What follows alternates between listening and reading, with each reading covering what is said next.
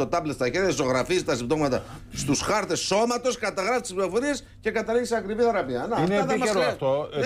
Το έδειξε και ο κύριος Βαρουφάκης ότι θα ενισχυθούν αυτές οι καινοτόμες προσπάθειες και ο κύριος Σαμαράς εχθές. Βεβαίως. Και επειδή εμείς λίγα συντόμως θα έχουμε ανάγκη φυσιοθεραπευτών πολλόλογιο που λέμε στην Κρήτη. Λοιπόν, να το δούμε το θέμα. Χαίρετε. Στην εποχή των υπολογιστών και των εφαρμογών, η εικόνα ενός θεραπευτή να καταγράφει το ιστορικό ενός ασθενή σε χαρτί με μολύβι αποτελεί πια παρελθόν. 5 Έλληνες με επικεφαλή στον φυσικοθεραπευτή Γιώργο Τεντζεράκη δημιούργησαν μια εφαρμογή καταγραφής της κλινικής αξιολόγησης ασθενών.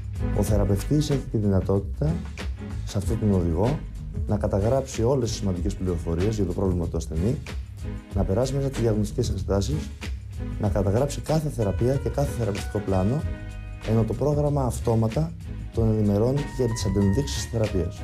Η ιδέα ξεκίνησε πριν 3 χρόνια με στόχο να γίνει το βασικό εργαλείο θεραπευτών και σπουδαστών από την εξέταση μέχρι και τη θεραπεία στο χώρο της φυσικοθεραπείας.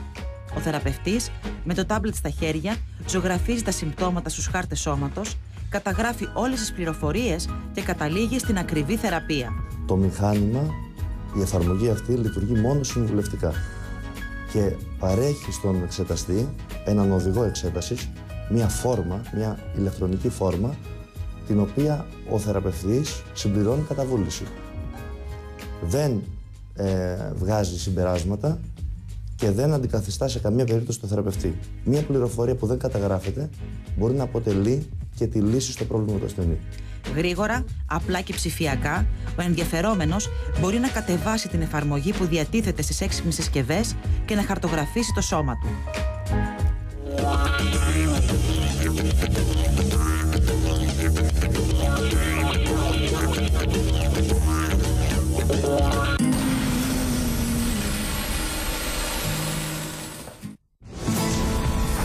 Καλώς ήρθατε στο